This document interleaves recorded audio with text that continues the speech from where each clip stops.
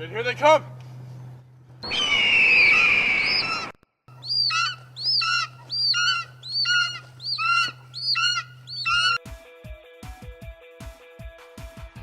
Number 10. Ouija. Hasbro served as one of the production companies behind this flick, and clearly it shows. Ouija feels just about as hollow as 2012's Battleship. Ouija boards are inherently spooky. It's not hard to imagine the game serving as the foundation for a haunting tale of demonic possession. But this is a paint-by-numbers horror film. It's about as boring as playing with a Ouija board without a friend who's willing to fake the movements. Never play alone and always say goodbye. Can we just do this? Now, as a general rule, horror movie sequels are usually an exercise in diminishing returns. But this franchise is an exception. In 2016, Ouija Origin of Evil was a massive improvement, delivering exactly the sort of spooky good time we'd hoped to see in 2014. Well, better late than never. Yea, though I walk through the valley in the shadow of death, I shall fear no evil. Number 9. Martyrs. One of the biggest gripes horror fans had over the last decade was the endless slew of remakes. Remakes that, for the most part, were blatant cash grabs. Some of the worst offenders include the A Nightmare on Elm Street reboot, 2015's Poltergeist, the Who Even Asked for This remake of Cabin Fever, and the colossal misfire that was Flatliners. Easily the worst remake of the decade was Martyrs. Not familiar with the original? It was an extremely graphic French-language torture porn horror film released in 2008. Though polarizing, the film had substance, something that was utterly lacking in the American remake. Hated by critics and moviegoers alike, Martyrs was dismissed as a bloody mess of a film. Number 8. The Gallows Act 2. For the record, had The Gallows not been given a sequel, we'd be talking about the original 2015 film, which was overwhelmingly disliked by critics and horror fans alike. The found footage subgenre is made up of far more misfires than hits, but even against such a low bar, the first film falls short. Unfortunately, enough people saw it in theaters to warrant a sequel, and so the box office gods cursed us with The Gallows Act 2. It follows an aspiring actress/vlogger who, after performing a portion of the cursed play from the first film, finds herself fighting off malevolent supernatural forces. The original might have been boring and uninspired, but the sequel is painfully hard to watch and borderline incoherent. Hey, Victor, man, You're not doing that. Who's doing it? What are you doing? What do you mean no one? Number 7. The Human Centipede 3 Final Sequence. The first Human Centipede film is proof that with enough enthusiasm, you can make any horror premise work. It's a gross and downright absurd concept, but since it was so outlandish and filmmaker Tom Six clearly had so much fun bringing it to life on the big screen, the Human Centipede was largely a success. We just wish this centipede hadn't insisted on continuing to grow. The third, and we hope final film in the trilogy, is a satire without a target. A once novel concept pushed way past the point of exhaustion. It's body horror that continues to repulse, but one that's lost the ability to keep you hooked via morbid curiosity. Number 6. Hellraiser Revelations. Clive Barker's Hellraiser never rose to the same heights of popularity as Friday the 13th or A Nightmare on Elm Street, but it is still a classic. Sadly, with 2011's Hellraiser Revelations, it also fell deeper into complete obscurity like never before, and that is saying a lot. The plot feels like it was for a different generic supernatural horror film, and Pinhead was just transposed onto it. The film was only released so the Weinstein Company could keep the franchise rights. It shows. The movie was universally panned, and when an ad copy was released with a promotional line reading from the mind of Clive Barker, the author tweeted, quote, "I have nothing to do with the f***ing thing." Basically, dead on arrival. You have a darkness that rivals my own. Number 5. Slender Man. Certain accounts speak of a hypnotic power that renders his victims helpless to stop themselves from walking into waiting arms. This supernatural character, born in an online forum in 2009, has gone on to become arguably the single most successful and iconic creepypasta. It's safe to say that by the time a film adaptation of the character and his mythology finally made it to the big screen in 2018, its heyday had long since come and gone.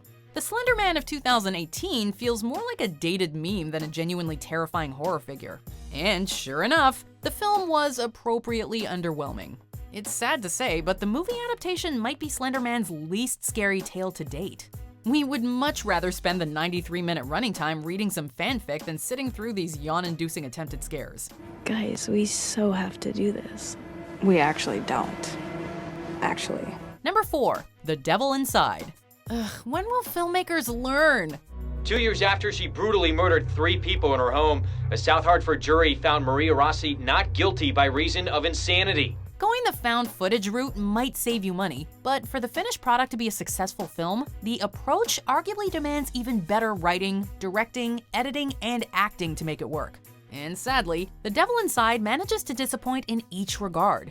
It's about as interesting a viewing experience as watching home videos of someone's wedding who you've never met.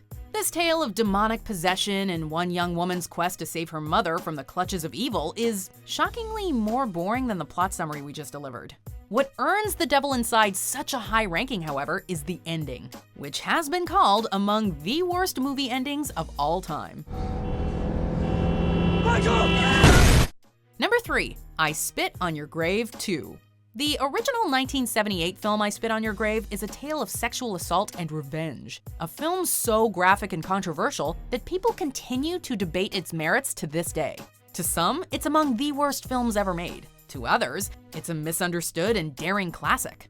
What most can agree on, however, is that the 2010 remake was in poor taste, and that its only retroactively redeeming quality is that it's not as bad as its mind-numbingly misguided sequel. Smile real pretty for the camera, girl. I Spit on Your Grave 2 follows an aspiring model whose photo session turns into kidnapping, rape, and torture, followed by a revenge scheme. It is grossly exploitative and shows zero sensitivity in its handling of such extremely painful subject matter. You think that hurts? You just wait! Number 2, Dark Tide. My father once told me to be careful of the things you love most in the world. Dear Halle Berry, we know you're better than this. You're a freaking Academy Award-winning actress. If you've grown disinterested with the Hollywood system, we get it, but a star of your caliber should demand better roles. Dark Tide has a 0% on Rotten Tomatoes and earns it from start to finish. Against a budget of $25 million, it earned just $435,274 at the box office. It tells the story of a shark expert who's fallen on hard times and must lead a rich father-son pair on a cage-free dive in a shark feeding ground. The film is every bit as silly as it sounds, but sadly, zero fun. It is, in every way, the antithesis of Jaws. Before we unveil our number 1 pick, here are some dishonorable mentions.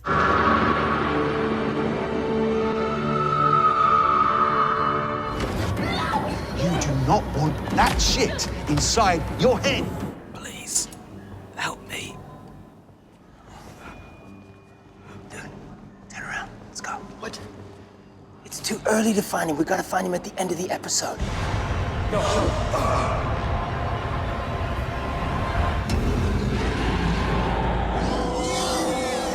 What are you watching?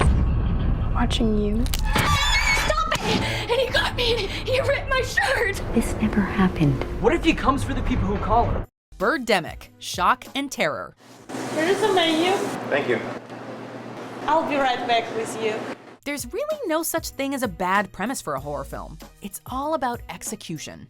But if a legendary director has already tackled a concept and the resulting film is considered an absolute classic, you're better off steering clear of that narrative territory. Alternatively, you can just say screw it and make Birdemic Shock and Terror, which has been called one of the worst films ever made. It's a love story that plays out against the backdrop of a killer bird epidemic. The filmmaker wears his love for Hitchcock's The Birds proudly, but sadly seems to have learned nothing from him. The film is technically bad in every regard. The acting is abysmal, and the special effects are, well, judge for yourself. Shit, here they come.